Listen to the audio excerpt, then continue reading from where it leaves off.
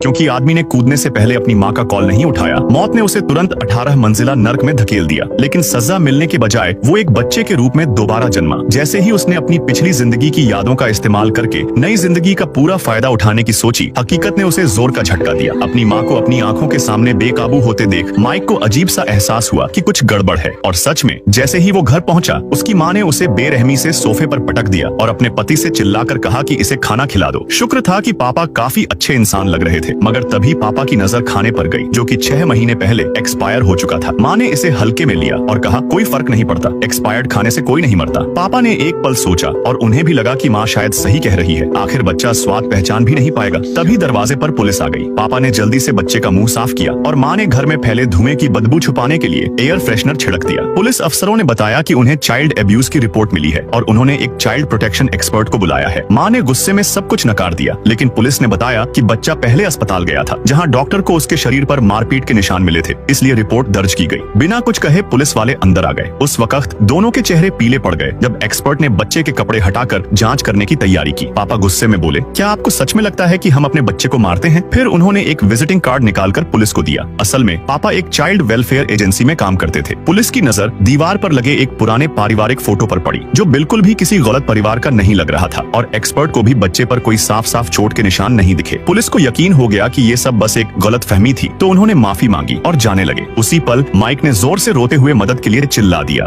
इस आदमी के मुंह से जब भी कोई बात निकलती, पत्तियां बाहर उड़ने लगती, लेकिन उसके पास बैठी औरत को वो पत्तियां दिखती ही नहीं थी। वो झट से अपना मुंह ढक लेता, लेकिन पत्तियां फिर भी गिरती जाती। तभी वो चौंक कर उठ बैठा। ये तो सिर्फ सपना था। लेकिन जब वो अपने घर पहुंचा तो हैरान रह गया। आंगन में अचानक एक पेड़ उगाया था और अब जैसे ही वो कुछ बोलता, उस पेड़ से पत्तियां गिरने लगती। समझ नहीं आया क्या हो रहा है, तो उसने एक ज्ञानी को बुलाया। उस आदमी ने पेड़ को देखा और कहा, तेरी जिंदगी अब इस पेड़ से जुड़ चुकी है। तू जितना बोलेगा उतनी पत्तियां गिरेंगी, और जिस दिन सारी पत्तियां खत्म, तू भी खत्म। आदमी को यकीन नहीं हुआ। उसने माइक उठाया और एक रैप सुनाया और पत्तियां झड़ती रही। अब डर के मारे उसने कुल्हाड़ी उठाई और पेड़ पर वार कर दिया। लेकिन जैसे ही कुल्हाड़ी लगी, उसके पेट पर गहरा जख्म उभर आया। अब उसे यकीन हो गया, वाकई ये पेड़ उसकी जान से जुड़ा है। उसने बोलना बंद कर दिया, इशारों से बात करने लगा, लेकिन गुस्से में जब हाथ उठाया तब भी पत्तियां गिरने लगी। अब तो हर चीज और मुश्किल हो गई। एक दिन वो अपने बेटे के साथ पेरेंट क्लास में गया। सब पेरेंट्स गा रहे थे और वो चुपचाप खड़ा था। टीचर ने पूछा, आप अकेले गाइए। जैसे ही उसने गाना शुरू किया, पत्तियां फिर गिरने लगी। दिल टूट गया उसका। अब उसने आंखों से बात करना सीख लिया। लेकिन एक दिन उसका बॉस बोला, क्लाइंट को एंटरटेन करो। वो मुश्किल से तैयार हुआ, लेकिन तभी घर पर माली ने पेड़ को पानी डालना शुरू कर दिया। रेस्टोरेंट में बैठे बैठे उसकी नाक बहने लगी। क्लाइंट घबरा गया और चला गया। बॉस ने डांटा पर आखिरी मौका दिया। फिर जैसे ही वो क्लाइंट से मिलने पहुंचा, माली ने पेड़ पर कीटनाशक छिड़क दिया। अब तो आदमी चक्कर आने लगा। लड़खड़ाकर बॉस की नाक में चॉपस्टिक डाल दी। नतीजा, नौकरी भी गई। अब उसने सोचा, अच्छे कर्म करने से शायद ये श्राप हट जाए। उसने भूखे लोगों को ब्रेड बांटी। अपनी रोलेक्स घड़ी एक नन को दान दे दी, पर कुछ नहीं बदला। अब पेड़ पर गिनी चुनी पत्तियां बची थीं। उसे पता था उसका अंत पास है। तो वो अपनी बीवी के पास गया और दिल से बोला, मैं तुमसे बहुत प्यार करता हूँ। पत्तियां फिर गिरी। फिर वो अपने पिता की कब्र पर गया। अब सिर्फ 3 पत्तियां बची थीं। उसने फूट फूट कर कहा, पापा मैं आपसे प्यार करता हूँ। तभी आसमान में बिजली कड़कने लगी, बादल गरजने लगे, और जैसे ही आखिरी 3 पत्तियां गिरी, वो जमीन पर गिर पड़ा। पर तभी मोबाइल की घंटी बजी। वो जाग उठा। फोन पर वही मास्टर था। बोला, तेरा पेड़ अब फिर से पत्तियों से भर चुका है। क्यों? कैसे? शायद इसलिए क्योंकि लाख बातें भी उस एक सच्चे शब्द के आगे कुछ नहीं होती, प्यार।